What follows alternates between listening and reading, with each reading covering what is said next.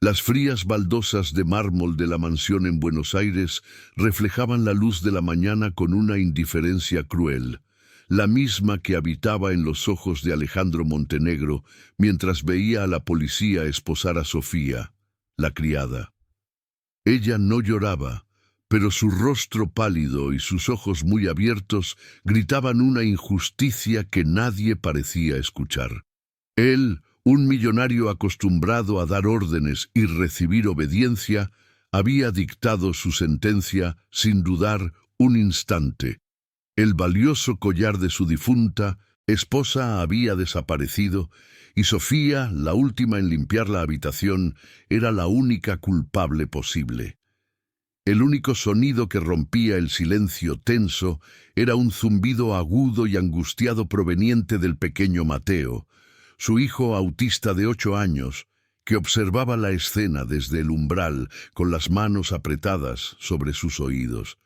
El gesto de su hijo, una manifestación de dolor tan profunda y extraña, fue la primera fisura en la armadura de certeza de Alejandro.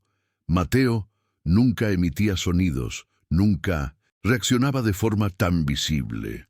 Mientras los oficiales se llevaban a una temblorosa Sofía, que solo atinó a mirar al niño con una infinita tristeza, Alejandro sintió una punzada de duda, una incómoda sensación de que su lógica implacable había pasado por alto una pieza fundamental del rompecabezas.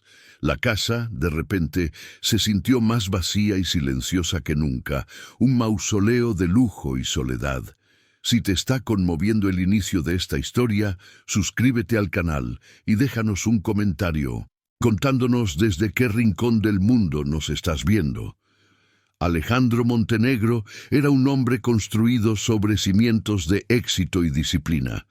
A sus 45 años había levantado un imperio financiero desde cero, pero el precio había sido su propia humanidad.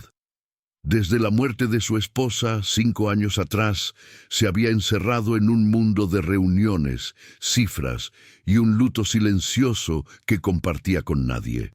Su hijo Mateo era su único lazo con el mundo emocional, un lazo que no sabía cómo sostener.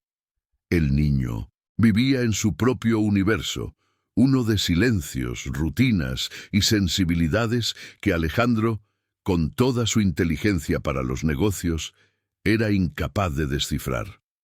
La comunicación entre ellos era un abismo que el dinero no podía cruzar. Sofía Ramírez, en cambio, había llegado a sus vidas como un susurro de calidez en un invierno perpetuo.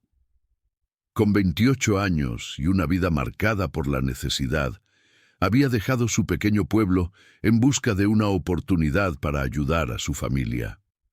Su trabajo en la mansión, Montenegro, era más que un empleo, era una misión. Vio en Mateo no un problema, sino un alma pura que necesitaba paciencia y comprensión. No hablaba el lenguaje de las palabras con él, sino el de los gestos suaves, las sonrisas pacientes y las canciones de cuna que su propia abuela le cantaba. Ella era la única que lograba que Mateo se quitara los auriculares y conectara, aunque fuera por un instante, con el mundo exterior. El vínculo entre Sofía y Mateo floreció en los pequeños detalles que Alejandro nunca notaba. Ella aprendió que al niño le gustaba el olor de la lavanda y se aseguraba de que sus sábanas siempre tuvieran esa fragancia. Descubrió que el color azul lo calmaba y le dibujaba pequeños peces en servilletas de papel durante el desayuno. Para Mateo, Sofía no era la criada, era su refugio, su ancla en un mundo ruidoso y confuso. Su conexión silenciosa era un lenguaje propio, tejido con hilos de confianza y afecto genuino, algo que el dinero de Alejandro jamás podría comprar y que, en su ceguera, estaba a punto de destruir por completo. El evento que desencadenó la catástrofe fue la acusación de la gobernanta principal, una mujer mayor llamada Inés, quien sentía celos de la cercanía de Sofía con el niño. Cuando el collar de diamantes, una pieza invaluable que perteneció a la difunta esposa de Alejandro, Desapareció. Inés no tardó en señalar a Sofía. Para Alejandro, sumido en el dolor que ese objeto representaba, la acusación fue suficiente. La lógica era simple y brutal. La nueva, la pobre, la extraña, no necesitó pruebas, solo la confirmación de sus propios prejuicios. La llamada a la policía fue un acto reflejo, una decisión fría y empresarial para eliminar un problema. Tras la detención de Sofía, la mansión se sumió en un caos silencioso. Mateo se negó a comer. Se encerró en su habitación, meciéndose rítmicamente mientras repetía un gesto con las manos. Abría y cerraba el puño derecho, mientras con la otra mano señalaba hacia el armario de su padre. Alejandro, desesperado, intentó de todo. Le ofreció sus juguetes favoritos, puso sus dibujos animados, pero nada funcionaba. Por primera vez en años se vio forzado a detener su mundo y simplemente observar a su hijo, a intentar descifrar ese código desesperado. El miedo a perder a Mateo, de una forma mucho más profunda que a un simple collar, comenzó a erosionar sus defensas. Fue durante la segunda noche de crisis que Alejandro finalmente comprendió. Roto por el cansancio y la culpa, se sentó en el suelo junto a su hijo y, en lugar de intentar detenerlo, imitó el gesto. Mateo lo miró fijamente y por primera vez tomó la mano de su padre y lo guió hacia el imponente armario del dormitorio principal. Con su dedo tembloroso, señaló un viejo abrigo de su madre, uno que Alejandro guardaba como una reliquia. Con el corazón latiéndole con fuerza, Alejandro metió la mano en el bolsillo del abrigo y sus dedos rozaron el frío metal del collar de diamantes perdido. En ese instante, el mundo de Alejandro se derrumbó y se reconstruyó. Mateo no había robado el collar.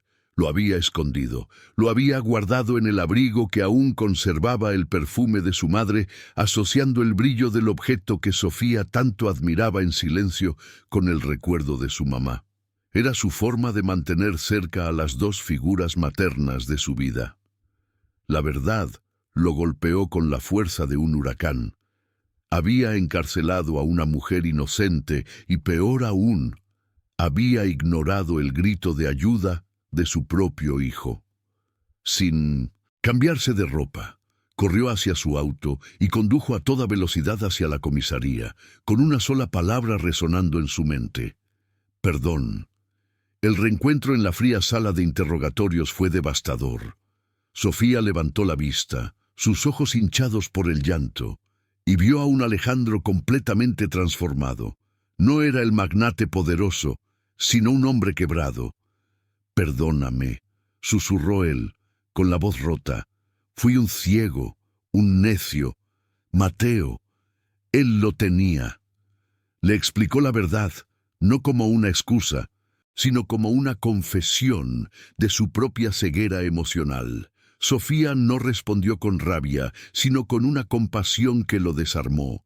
En su mirada, él no vio a una empleada, sino a una mujer de una integridad y una fortaleza que él jamás había poseído. ¿Te está gustando esta historia? Deja un like y suscríbete al canal. Ahora continuamos con el vídeo. Sofía fue liberada de inmediato y todas las acusaciones fueron retiradas. Al día siguiente, Alejandro la citó en su oficina, no para ofrecerle su trabajo de vuelta, sino para darle una nueva vida. Le entregó un cheque con una suma que le aseguraría un futuro sin preocupaciones económicas y se comprometió a financiar cualquier carrera universitaria que ella eligiera.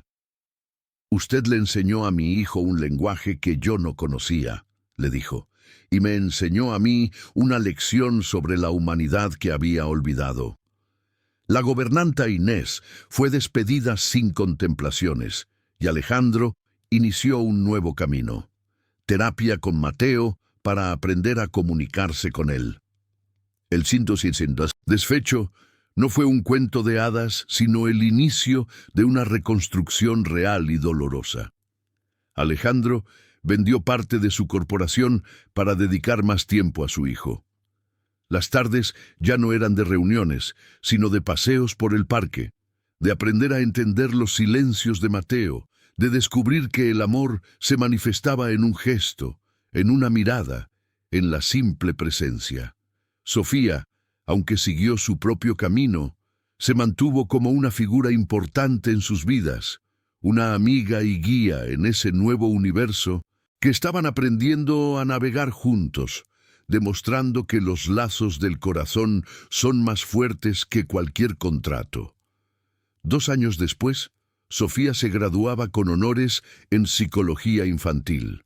Su tesis, aclamada por la comunidad académica, trataba sobre métodos de comunicación alternativa para niños en el espectro autista. En primera fila, aplaudiendo con lágrimas en los ojos, estaban Alejandro y Mateo. El niño, aunque seguía siendo mayormente no verbal, ahora sonreía abiertamente y usaba una tablet para comunicarse, mostrando con orgullo un mensaje que él mismo había escrito. «Felicidades, Sofi». Alejandro, por su parte, había creado la Fundación Montenegro, una organización sin ánimo de lucro dedicada a dar apoyo a familias con niños con autismo, transformando su dolor y su error en una fuente de esperanza para miles de personas. La mansión fría se había convertido en un hogar, y los tres habían formado una nueva clase de familia, una unida no por la sangre, sino por el perdón, la comprensión y un collar que, en lugar de separarlos, los había unido para siempre. ¿Han hecho algún gesto de bondad que cambió una vida? Dejen un corazoncito si creen que el amor es más poderoso que cualquier riqueza. Suscríbanse para más historias de segundas oportunidades. Comenten, el amor no tiene precio, si ustedes también creen en la bondad humana.